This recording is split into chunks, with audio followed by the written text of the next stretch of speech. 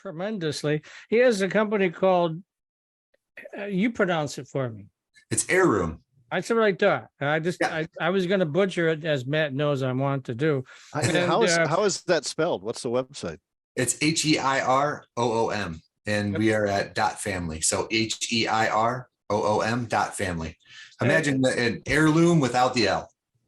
And I was at the Michigan Growth Capital Symposium back in May, and walking around with the press tag on, and Chris tackled me in the hallway, and I was forced to listen to his pitch. No, I'm just kidding. Actually, I was attracted by what he was doing because it was I like covering new social media stuff, and you got a real new wrinkle on yours. So why don't you explain it better than I'm going to try to explain it?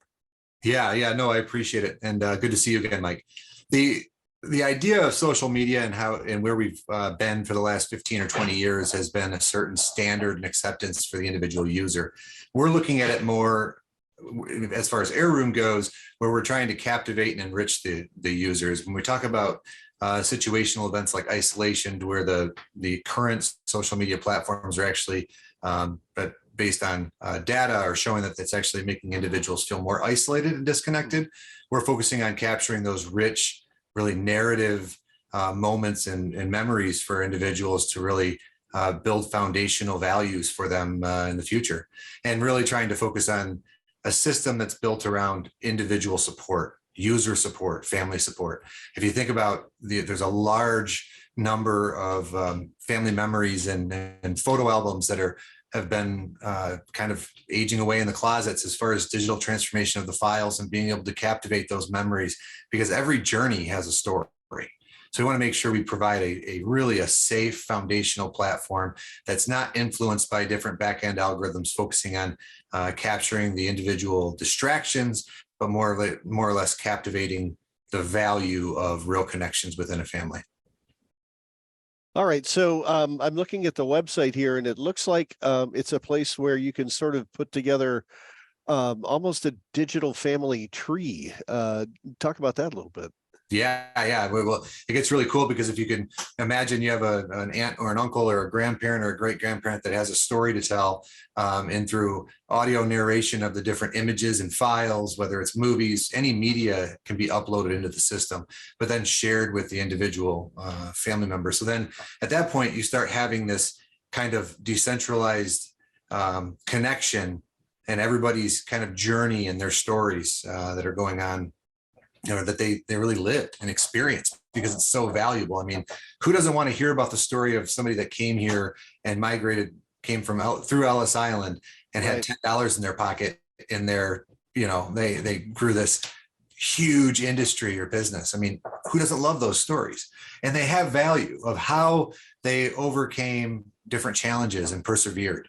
And it's really important, I think, also to our next generation to be able to show the value of because our next generation is so fundamentally focused on the digital aspect of integration within life, that they're missing anything prior.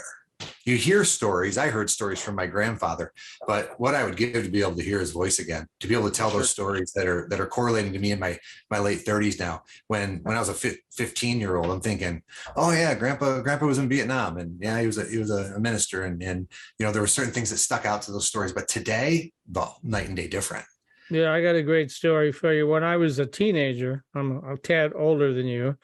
My great grandfather was still alive, and he was born in 1870 and was telling me stories about the Old West, not the glorified ones we see in the movie. And unfortunately, even though we had a tape recorder, we did not tape record what he had to say and talk about, oral history. And then he died a few years later, and I think, what was I thinking? So that's part of it too, right? So I feel the same way about my mom. Passed away in 2015 at the age of 81. She was the youngest of 8 children born during the Depression.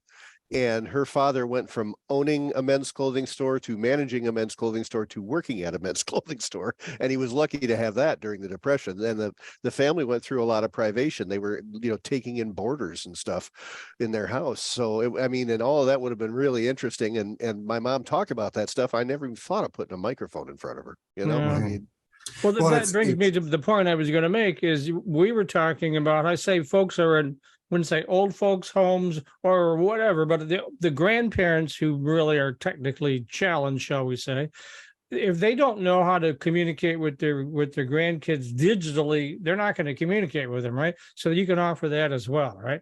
Right. Yeah. And that's really where we fit into the mold. So looking at a traditional social media platform that individuals that are really used to it and using, we have that UI system. And then on our iOS and our iPad, we have a system that was designed really with usability and accessibility in mind. And that, you have a 2-3 button option, you have memory prompts, because as much as you're telling that story, Mike and Matt, that you maybe didn't do that at times because it was something that, hey, it sounds good to do, but really, who has time for it? Right. Yeah. So that's why Heiroom's there, is that getting individuals into the system, and through the memory prompts and through the activations within the individual learning how to use it, we're focusing on capturing and working and partnering with retirement homes, which is a whole nother conversation to a point. And it's really interesting to see how the retirement communities themselves are more of real estate developers versus medical providers, right? So they can get 17 to 27% more per square foot per individual for that facility. So now they're going to provide the fundamental basics, food, housing, shelter, and then for memory support care, that's usually a whole different aspect of their business plan. But so we're focusing on capturing and finding committed retirement communities that are really focusing on the isolation impacts on the body, which we realize has been there for the last 10 or 15 years. We know isolation impacts individuals. And the problem is that rolling out a plan to really focus on combating that, slowing it down, and driving a wedge between the impacts. If grandma or grandpa is sitting in a retirement facility and we're making phone calls with them once every Sunday, and sometimes we forget, how acclimated and involved do they feel? So providing a system to where they can actually follow along and they can be involved, and they can decide to comment, or they can decide to, continue on with their priorities in the day. We're realizing that there's a lot more yearn for actually being engaged in those moments. And we're realizing and seeing a lot of positive results from that. Yeah. And even my kids, they don't use the phone much. They don't send emails. The only way I can communicate with my kids is through text. And a lot of older people just don't know how to do that, And so, I mean, you'd provide a real service here, because otherwise their grandkids or great grandkids aren't going to be communicating with them, because that's the way kids communicate these days, right? That's exactly right. I have a 13-year-old boy, and I tell you, when I send him a text message, I guarantee you it's way too long. There's way too many words in the text message, when he could have had the whole conversation in almost a different lingo, right? But yeah, that's it. And so we're trying to focus on bridging that gap, and it's an uphill challenge to a point, but we're also seeing a lot of positive results in our focus and partnerships with Columbia University, and focusing on reminiscence therapy and the back end systems, focusing on combating decline of cognition. And then our partnerships with Tufts University and our different creation and usability testing and UX UI research has shown a great reward for us. So is that your background is in UI UX, or how did you happen upon the idea for this? Well, Matt, this seems to be a pain point for so many, and my focus is really cultivating a company that's focused on the respect to the individual user versus trying to get away with collection of data to where we can maximize our profit margin.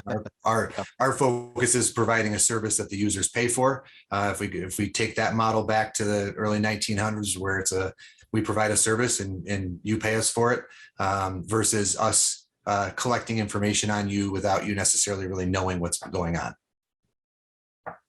So, all right, I see there are different levels here that people can join at too. There's a basic free level, and then goes up from there. Yeah, so we have a free option, which gets individuals acclimated within the system. It's easy to, at that point, get your family involved and traction points at that point. So then as we go up, it's basically focused on data, and data used is where our system implements different price points. Now, when I was chatting with you at the Growth Capital Symposium, you were looking for investors. Is that still something you're doing, or have you landed some? No, so with traditional growth within social media platforms, they're looking for that virability aspect in the takeover. So our business plan is more of a B2B model right now, focusing on retirement homes and capturing it and then having that natural growth extension outside to the family members to stay in touch and communicate. And so we have not had as great of luck as we hoped with traditional venture capitalist firms or angel firms. We're actually focusing on more of passion investors, individual investors that are looking to put real work ahead of us to combat cognition decline. And what we're realizing is that really the data is in our central service system, and it's really on our side to make our argument. So we are still looking for active investment. We are still looking for active engagement. And just as we have partnered with Columbia University and Dr. Davachi and Dr. Intriligator, we're also looking for individuals that have a passion for really changing the roadmap of how we use these systems. Okay. And who are your partners in this effort? Who is helping you develop all this stuff? Do you have a group of, like back end people, that kind of thing, or what's how's that structured? Yeah, that's a great question.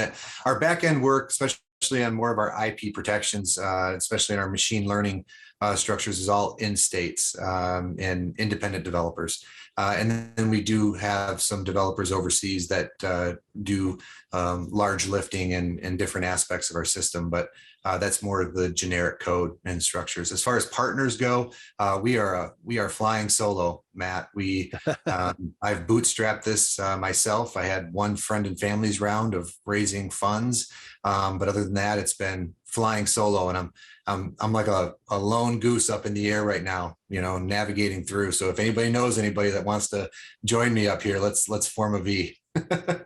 Yeah, I can relate to everything you just said. I've been bootstrapping myself for 24 years now. So, it's a labor of love. I mean, if you're passionate about it, it's not really work, but still you got to pay the bill. So that's the challenge, so. It is at the end of the day. Yeah. But that reward though, Mike, when you see individuals that are able to connect and capture those, really those lifelong stories that mean so much more than really, they're priceless, right? Absolutely. They're priceless. That engagement, that reward is by far what we're going for. And one more time, that website, so we get everybody all excited, especially all those grandparents out there like Paul Eisenstein, who'll be coming in shortly. Yeah. So how can they connect to Heiroom? Heiroom. Well, so it's funny because one of our developers in Europe, he pronounces it Heiroom. We'll take it. Okay. Anyway, good publicity and anything's good. But it's Heiroom. It's HEIR. Okay. HEIROOM.family. So if you go online to www.HEIROOM.family, and then at that point you can download the apps from there from your phone. We are on iOS and Android. Our EUI, easy to use interface that makes it really easy for the individuals that are less tech savvy. That is only on iPad currently.